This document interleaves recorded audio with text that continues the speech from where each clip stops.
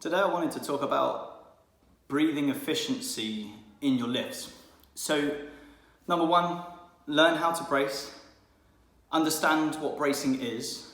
Number two, understand that breathing is separate of bracing, but to combine your breathing and your bracing makes for a much more powerful brace.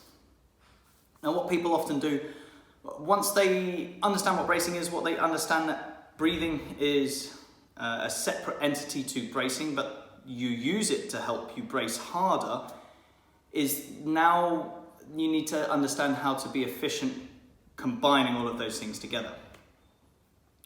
So I'll demonstrate a couple squats with an inefficient breathing and bracing technique, and then I'll demonstrate one with an efficient breathing and bracing technique, and then we'll talk about the differences and how to go about thinking of it and practicing it when you are lifting.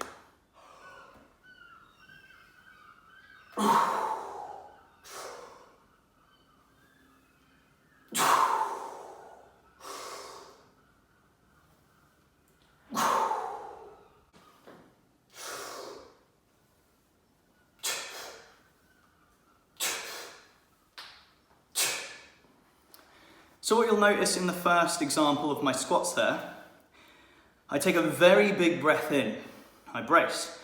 I squat, I come back up, and then I breathe all my air back out. I've got to get all my air back in. It makes for a very inefficient set.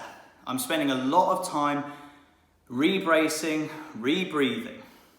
In my second example, I'm a bit quicker about it. Now, this is where that practice comes into play and the understanding of breathing and bracing.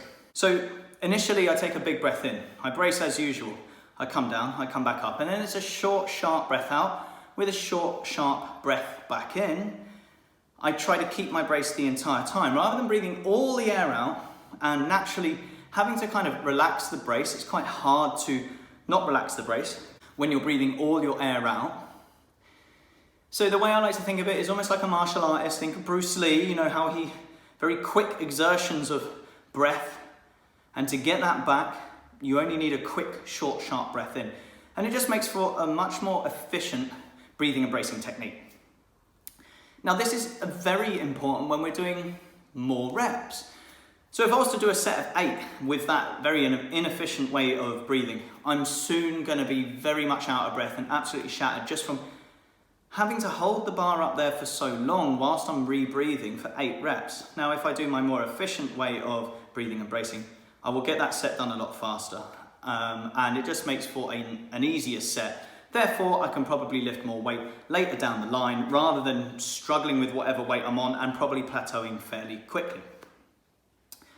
When we are doing extremely heavy sets, you might have to spend a bit more time breathing in to brace and breathing out on exertion because it's much more effort. But with that in mind, normally we're doing sets of probably 2 to 3 when it's such a heavy weight.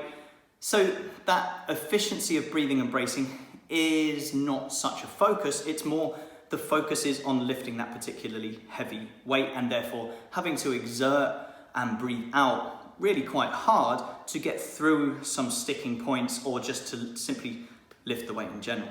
This also makes a lot of sense when we're looking at some of those accessory exercises that, yes, they are spine loaded, but we don't typically lift as much as we would in something like a deadlift or a back squat. Let's use an example like a bent over row, where we still need to breathe and brace as we would with a squat, as we would with a deadlift, because we are spine loaded. But as I said, typically you're going to be lifting a lot less weight. Therefore, an efficient level of breathing and bracing, getting through those higher rep ranges, which we would typically use in a bent over row versus a back squat versus a deadlift.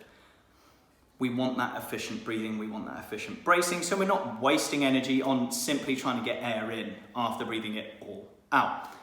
So it's pretty straightforward, but it's easier said than done, of course, so this is going to take a lot of practice. Don't expect to have watched this, go off and do it in the gym, oh that was easy, and carry on from there. You'll probably have to spend a bit of time understanding, just like you will have done with understanding how to brace. Now you're going to have to learn to understand how to be efficient with your breathing and your bracing. I hope all of that has made sense. Thanks for watching.